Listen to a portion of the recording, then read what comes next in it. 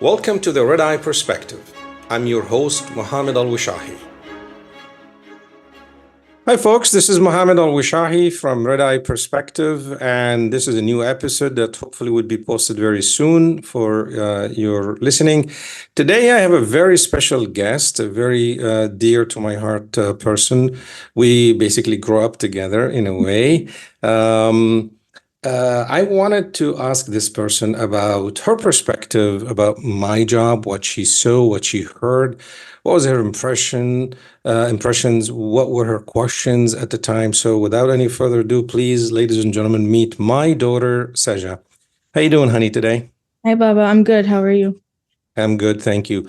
Thank you for agreeing to do this. So you've heard the introduction. Today we're going to be talking about your childhood, being the daughter of a CIA officer, which at the time you didn't know. No. And I want to hear from you. I want you to share your stories with the world. What were your impressions, questions, things you saw and heard, things you didn't understand? So why don't you take it over and give me an overall review? I had no idea actually until I was 18, until you told me that day, which is interesting because I had classmates who were sons and daughters of your colleagues.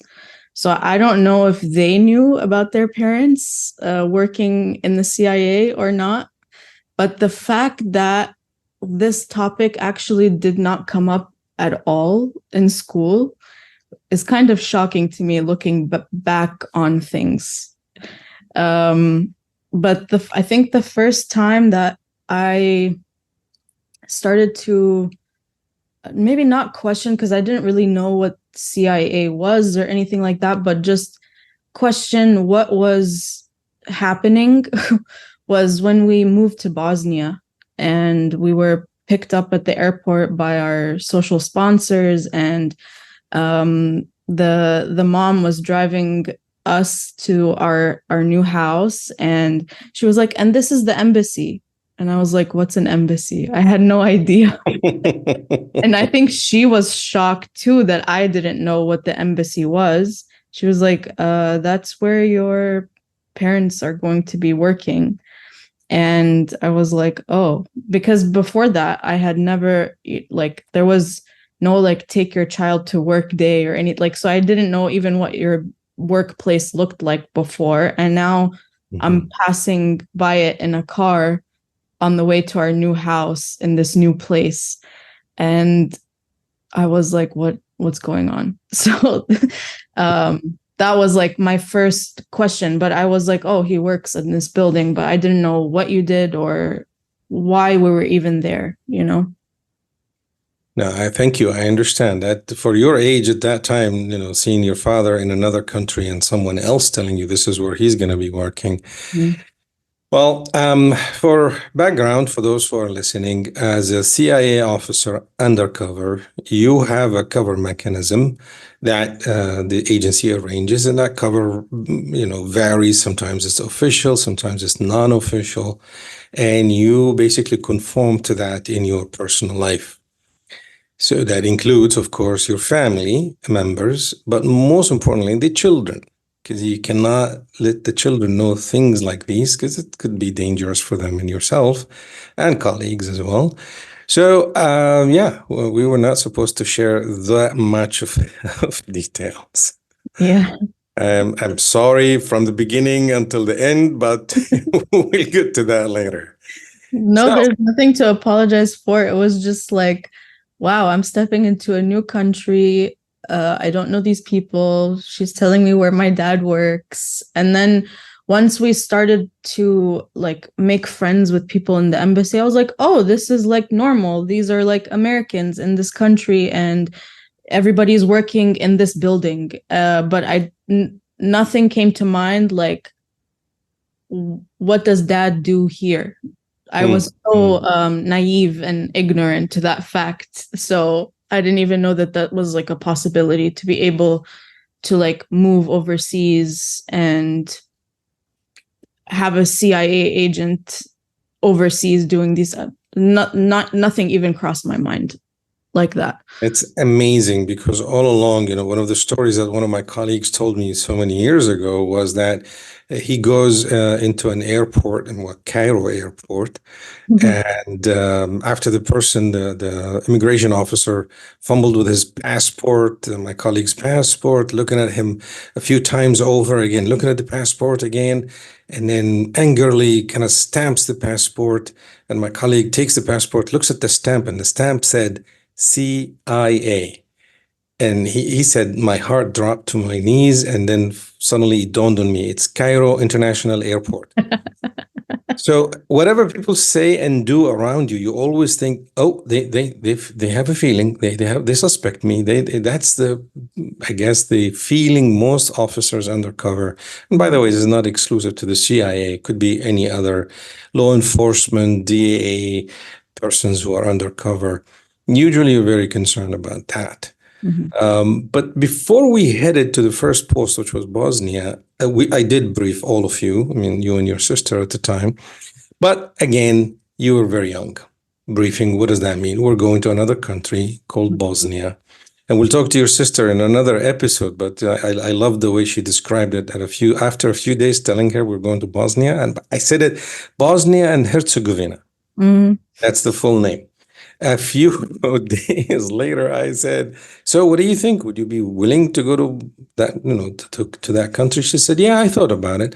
I think I would like to live in Bosnia, I remember when she said, which was a name borrowed from that movie about the princess from Princess of Genovia. but yeah, Princess Diaries. Yeah, Princess Diaries. So she borrowed that and added it to the name Bosnia. That's really funny. Yeah. Let's go back to you and Mhm. talk about any other impressions you had when you saw me, for example, travel more frequently. Um, no, I just thought, okay, this is part of his work. Like, I don't know, but I never knew what you did for work. Mhm. I just knew that part of your work was traveling, and that was your work. I thought your work was to travel. That's it. Mhm. Um, yeah, but I do remember having a fear, like after 9/11 happened, of you Mhm. traveling that much, Mhm. and like going on airplanes. Mhm. I didn't know why. I mean, obviously I knew why I had that fear, but it was just like, um, already like I would miss you as a kid. And then it was on top of that, 9/11 happened, and I was in second grade when it happened. And I just remember being in music class and like seeing the teacher turn on the TV and the planes crashing into the building. And Mhm. after that, when you started traveling, um, after that event, I was like, well, no, he can't be on an airplane. Like I already miss him and he's going on an airplane, which is dangerous. Like that's what I equated. But like I said, I was so naive, so ignorant. And it wasn't until after I graduated high school and you told me, and then it started to kind of make sense. Mhm. Mhm. Yeah. Yeah, I understand. Remembering those days when you would hover over as I'm packing. Mhm. Now you've seen the things on TV regarding 9/11, but okay, you had a couple questions, nothing really more, and you just accept it as a matter of fact. And I remember that day having to come to your school to pick you up because Yeah. it was very important to bring you back home Mhm. that day. So it was a very rough day for all of us, all America, all of Americans, especially people working in the government and the law enforcement, intelligence. It was a very, very rough day. Mhm. But again, we're trying to do two things at the same time. Very quickly to insert that, that morning, I took you to the bus stop, Mhm. but your sister insisted on joining because Mhm. she just wanted to be like you. Mhm. I remember that. So, yeah, we took her with us to the bus stop. And on the way back, I arrive home and I see the TV and I see what happened, the planes and all that stuff. I remember just taking my tie off and the jacket, and I said, "See you when I see you," because I knew exactly what happened and I left. Not soon after that, I get another call that, like, no, no, no, I want her home. Mm, I'm like, okay. So I took time off from work, and everybody understood, by the way. The bosses were very supportive, like, go take care of your family, make sure everybody's safe, and then come back, mhm. which I did. So, yeah, I remember how you started to sort of not asking. You were such a classy girl, not too much prying, not too much, wondering. If you had those, you just kept them to yourself. Mm, yeah. And Okay. and also, yeah, I think I was just scared. But then there was like in our local area as well, I think maybe it was a year or two after was the sniper attacks. Mm, mm, Um, and I remember like the way that you would take me to school was very like protective, but obviously I didn't know at the time. I mean, I thought that's my dad, he has to protect me. But now I look back and it's like the way that you were doing it, I was like, okay, this makes sense. Like putting your body in front of me or but I was like scared watching, like I would be in the vestibule of the school and I would look out the window to make sure that you got into your car safely at least, you know. mm, mm. But It was but so rough. That sniper scared everybody in that region, the mhm, Northern Virginia area, because he was, going north and south, west and east, and picking a target that he could, shoot somebody at a gas station or at a school. And yeah. so all parents were so scared, like, what is going to happen to my child? Like Hmm. none of us actually is it trained in terms of protective detail, protecting others, no. But I was like, all right, if he's gonna shoot, at least he would shoot me first. She's too small, I'm bigger, so he will get me, and then that would be the end of it. But it was very tough. Not knowing what you're dealing with, looking around like 9/11. Okay, we saw the planes, we quickly figured out who was the enemy. But in this case, we only saw that people were being shot dead at a gas station or at a school, but we didn't know who was doing it. Hmm. It was pretty scary for the whole region. Yeah. And I remember one night we went to Best Buy to get something and like maybe it was like the Fair Lakes Best Buy or something. And I just remember like we were like running into the Best Buy so that Mm, mm, like just to make it quick, like from the car into the mm, shopping center. But it was, yeah, I'm thinking back at like my childhood and these two major like safety and security events happened when I was so young. And again, like I had no idea that this was the field of work that you did. Um, so I don't know. I'm curious to hear from my siblings when you do the episode with them mhm. because I'm wondering what their perspective was like. I was just so like very, I don't know, maybe blind to focused on my own world. I have no idea how to like explain it. I was just very naive. So in many ways, it was good Yeah. because you didn't really have the burden Mm-hmm. of knowing, because it is a burden to know. Like, Mm-hmm. imagine just seeing the event of 9/11 involving planes. You were scared or concerned that I don't want him to be in planes. And Mm-hmm. then fast forward when the sniper shooter was in our area, and then I would get you to the school door, but you would also look from the classroom, make sure that I also left safely, Mm-hmm. right? And imagine if you knew really what I was doing, uh, Mm-hmm. how much concern you would have had, and things that you really couldn't have done anything about, just to be burdened with the knowledge and the worry. Mm-hmm. So for me, to hear that, it's a little bit comforting that you were living in your childhood bliss. That's fantastic. I'm happy about that. Yeah. But how was it for you as a parent having to keep that from us? Was it easy for you or was it difficult? It was not for you, the children, it was not that difficult. Mm, Again, because you would focus on small things here and there. And when we talked about general things. mm, Coming back from the trip, the gifts were like important, that you guys were, expecting something, even if it's small. mm, And the things that we would do together when I am around. Mm. activities, events for you guys, so things like that, or travel. So I often remember that we did have a little bit of a trip somewhere when I'm Mhm. in town. So I was happy about that. So it wasn't that big of a challenge. The bigger challenge was with adults who we interacted with, Mhm. neighbors, Mhm. family members, other people, different businesses that we had to interact with, and they want to know. Buying a house, and they had to verify my income, but I Mhm. had to give them a cover letter from my office that says I was a State Department guy Mhm. and that the income that I got was from the State Department. Mhm. So it was challenging outside the house. Mhm. The burden that I like really suffered from is that knowing so much, and most of it is very bad stuff. It's not nice things to know. Yeah. Yeah. Okay.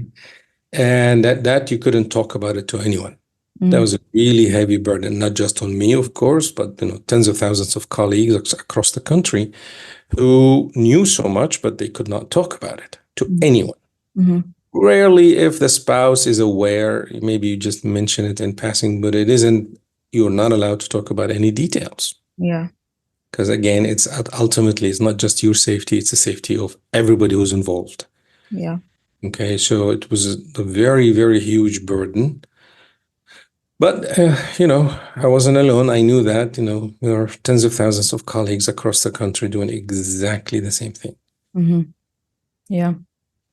Let me fast forward to the days preceding me telling you about my work. Yeah, I'm very curious about this. Oh, goodness. Those days included a lot of rehearsing, Mm. a lot of Q&A, just trying to kind of brainstorm what could be the next question or the whys that you might pose, and how much can I actually share with you. Mhm. And so I had to be very judicious on the selection of words, but also I needed to make it not sound so dangerous because I didn't want to scare you either. Okay, so I felt that, okay, now she's going to go to college. Now she is owed to know because she's an adult. Mhm. And what if something happens? That would be catastrophic that you wouldn't know why my dad had this and he never told me. Mhm. Or if you're at college and someone in your college asked you certain questions and you couldn't answer. Mhm. Or you inadvertently mentioned something that you maybe should have not said. Mhm. So it was like, all right, she needs to be aware. Mhm. And also, she's owed the truth. And also, with that awareness comes the list of the 10 Commandments, as we call it. So if you thought that, there was nervousness, I was the one who was more nervous than you. Mm. And so, yeah, that was preceding. And now over to you. You tell us the story about how was that day for you.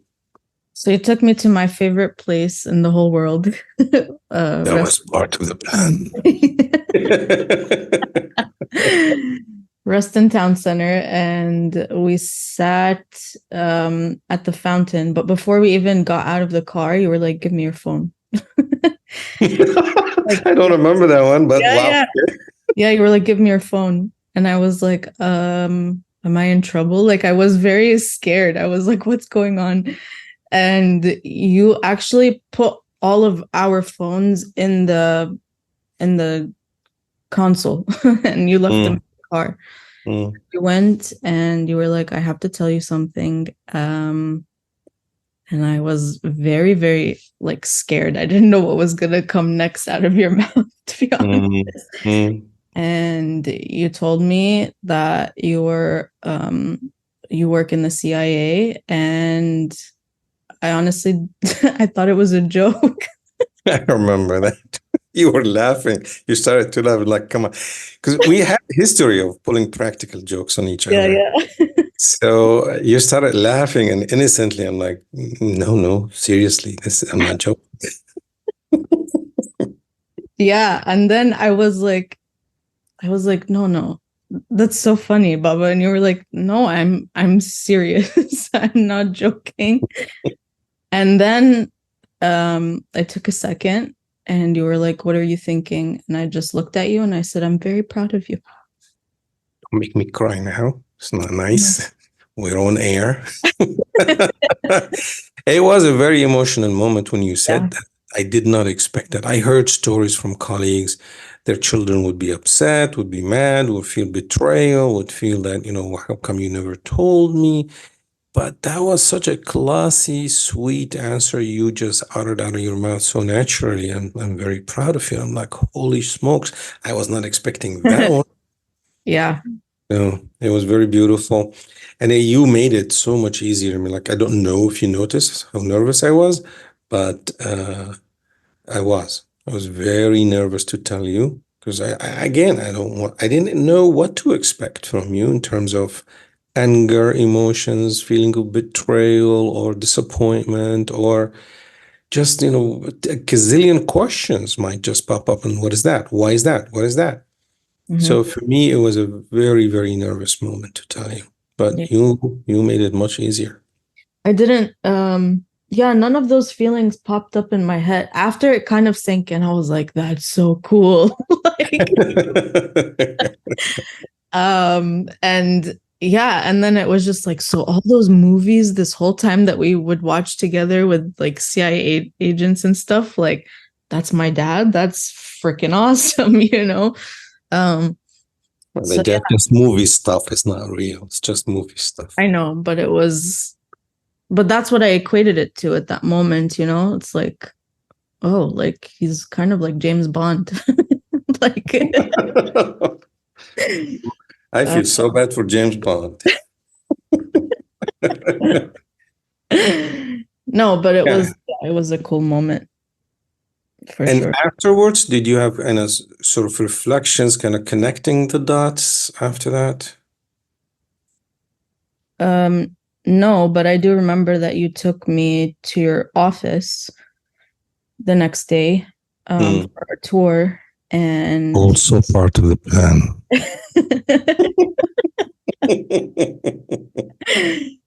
um and then and then you were like, okay, we're approaching the gate. You can ask anything while we're inside. And I said, Hmm. okay. And then we did the tour, and I was like, this whole thing is so freaking cool. Like, wow, this is awesome. And then it was funny because we were leaving, and I remember I was like, wait, is that? And then the gate closed behind us, and you were like, too late. So funny. I have no remembrance of that. Wow. Okay. And I was like, damn it.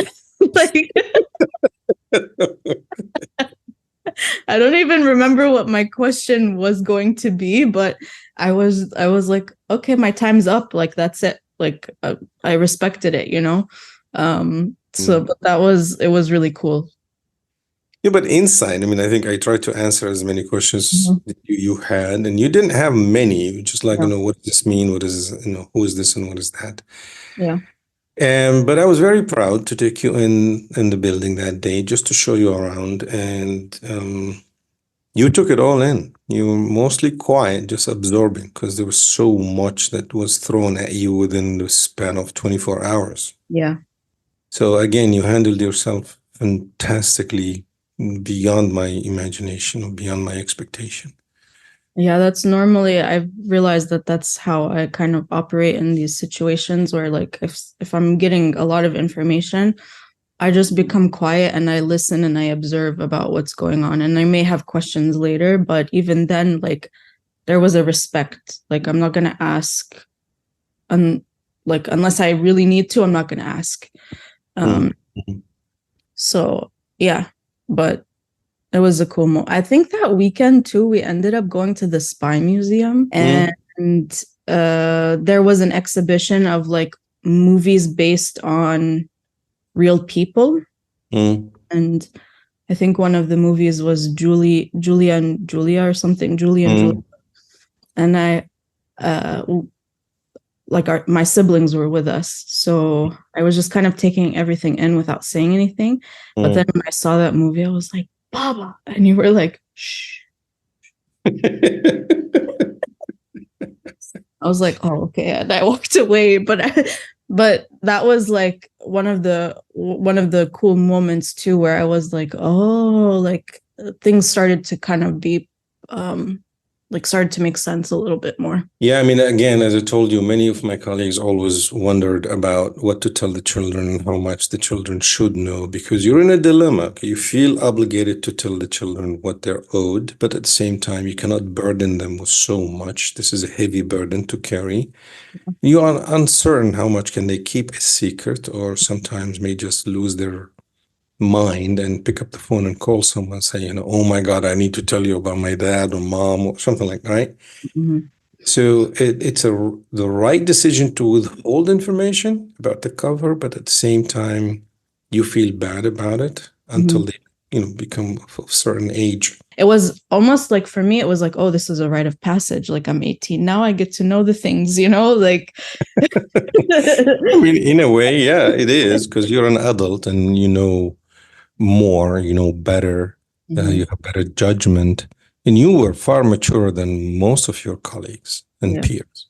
So I had little doubt about your ability to handle it once you became 18 and how to proceed after that. And I had to keep a finger on the pulse after that. I don't know if you noticed, like I would call occasionally just to kind of touch base with you, just to kind of check on your state of mind. Are you still okay? Because it wasn't fair as well to dump that in your lap and walk away. Okay, you were going to be in college, far away from where we were, and that's, you're alone. You didn't have those days as much as available communication choices as we have nowadays. So it was, again, worrisome for me. Did I just dump this huge burden on her lap and she's alone and she cannot talk about it to anyone? We cannot even discuss it over the phone. But I just wanted to know, you to know that I'm available. I made myself more available. Yeah. Intentionally. Yeah, I mean, I do remember that for sure. I think actually after you told me, somehow I kind of felt safer, I think, in ways, because then I knew who your colleagues were. You know what I mean? I knew who were my emergency contact if anything happened. Like, even though we were so far away from each other, at least I knew who to call. And I knew these people were good people, So I didn't feel unsafe. But definitely in my junior year and senior year of college, when you were in a dangerous area, that's when I was scared for you, not for me. I was scared for you and what that meant for me and my siblings at that time. So that's when it started to really hit me. But it was not until my third and fourth year of college. Yeah, I remember. I don't know if I think I did share this with you, but I think I did. Yeah, I did share it with you. But before we even headed to Bosnia as first post, I had a very good friend. I think you remember him. He was an extremely good man. I went to him and I said, let's have a cup of coffee. We went to the Starbucks in Eldon Street in Herondon. And that day I asked him if he would agree that he and his wife would be the godparents for you guys, just in case if something happens to me. That was also part of finding mechanism, because I don't have family in the States, right? Yeah. I have a couple of friends that I really can count on. And he was one of those people. And when I asked him for that, the poor guy started to cry. And he said, so this is such an honor that you choose me. And I said, well, of course, I know you're excellent with your children. You're such a caring, loving person, and I can absolutely trust you blindly to guide them, at least until they become of mature age. So I presume also many of my colleagues go through the same thing in their lives. Mm-hmm. Find a way to protect the children, protect the family if something happens to them while serving. Mm-hmm. So for me, it was always on my mind. Mm-hmm. You know, whatever I do, how bad will it impact you? You Mm-hmm. guys, all of you. Mm-hmm. How difficult would things be for you, and how can I make that easier in somehow? Mm-hmm. So yeah, it's a very tough thing to keep on your mind at all times. Yeah. Yeah, that's understandable. Yeah, I don't know. I still think it's like the coolest thing that my dad, this was his job, even though I know it comes with a lot of burden for you, having to protect yourself and your family and everything like that. But given our background, I think it's such an amazing thing. So I'm till this day so freaking proud of you. Oh, this is sweet of you. I couldn't tell you how shocked I was when I got the opportunity Mm, because, you know, again, here's the first generation immigrant coming from Jordan to the United States and trying to get a job, to get an income, to get a stable life, improve his economical status and all that. And then eventually I find this opportunity and get invited to become a member of the agency. At the time, I was a contractor. And then a few years later, I became a staff officer, which is another level of basically honoring your hard work, saying, okay, you did a great job. Now we want you to become this. mhm, So never stopped, you know, being baffled at the honor that I got and the recognitions and the chances and the opportunities where, you know, would never happen in a lifetime for other immigrants in other countries. I wasn't alone, by the way. There were like thousands and thousands of people just like me joining the agency. That's one of the things I pointed to your brother when I took him to mhm, the office, because he too had this, you know, fantasy image of what a CIA officer would be. Again, movies, huh? mhm, So I'm like, no, no, I want you to sit down. I took him to the Starbucks coffee shop and I said, look around. What do you see? mhm, It says everyday people. I said, exactly. mhm, You see all ages, all colors, all ethnicities, all shapes, all doesn't matter. I said, no, I just want you to take these people in your mind from this entire big corporate like building and spread them throughout Northern Virginia area in supermarkets and malls and streets and parking lots. And these are the same exact people. mhm, So the agency was encompassing in that regard. It took on board a lot of people, of course, to serve the mission in their own, you know, special ways, language-wise or ethnicity or knowledge of other locations in the world. But at the same time, also allow them that opportunity. And I was one of those people who was allowed that opportunity. mhm, So it was an honor to serve and an honor to be part of that team. mhm. And it never ever stopped to shock me every once in a while. To me and to myself, I would say, wow, I had that opportunity. I can't believe it. Yeah, that's awesome. So then I have a question for you. I'm curious to know what was the coolest place you went to in your travels? Ooh. Okay. Well, many cool places I got to see. Really, really nice and different and special. But for me, the coolest place I visited was one of the US Navy ships in the middle of the Indian Ocean. Yeah. That was amazing to me. Never thought, I mean, I don't know if you've ever seen this movie. It's called The Hunt for Red October. Yes, I remember that with Alec Baldwin. Yeah, and Sean Yeah. Connery and all that. And it's the movie is about this very senior naval officer of the Soviet Union who decides to defect to the United States, but while basically diving with the top-notch, high-tech submarine of the Soviet Union. And now America has to make a decision. Is he invading? Is he surrendering? Is he defecting? There's a very complex situation. And yeah, Alec Baldwin plays that role of a CIA analyst who basically lands by a helicopter on a ship and then dives Yeah. in a small little submarine and to meet the Russian officer, whom was basically one of his subjects that he studied for a very long time. Mhm. Yeah, I was carried by a helicopter, landed on a first ship, and then got carried in another plane, landed on another ship. And it was very, very rewarding. And literally, I was met by an officer of the Navy with a clipboard in his hand, and he was, screaming because of the noise of the helicopter. And he goes, "Are you the CIA officer?" I said, "Yes, sir, I am." "Follow me down."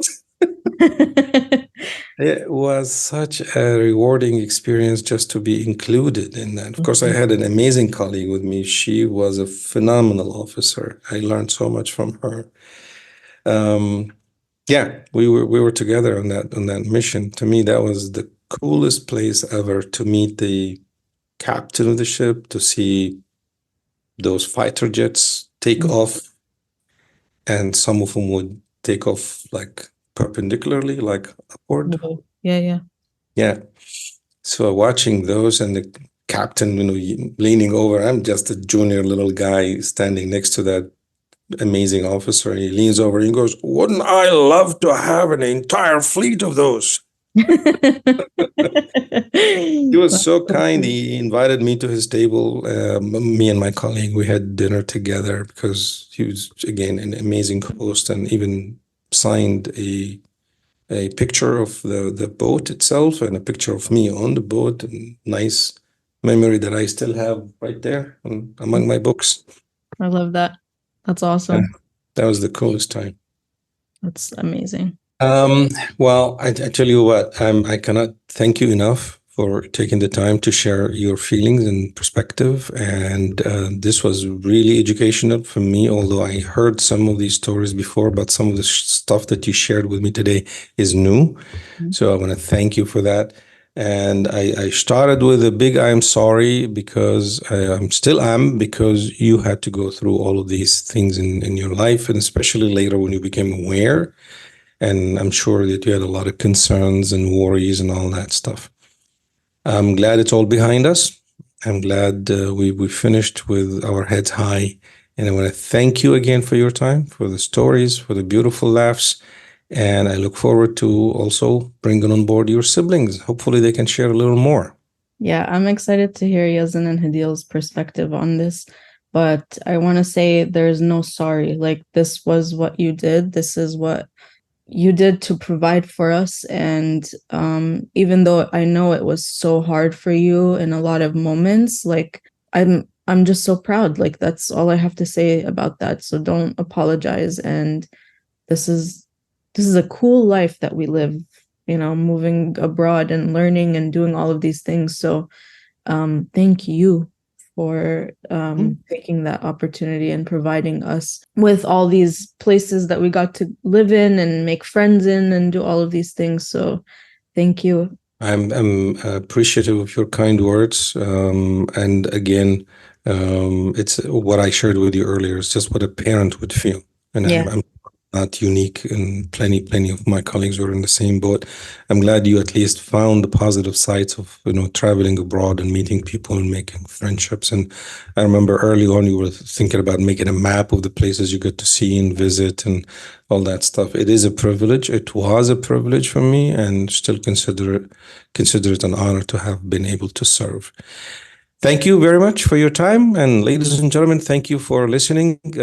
This is again the Red Eye Perspective. And until next episode, have a wonderful time.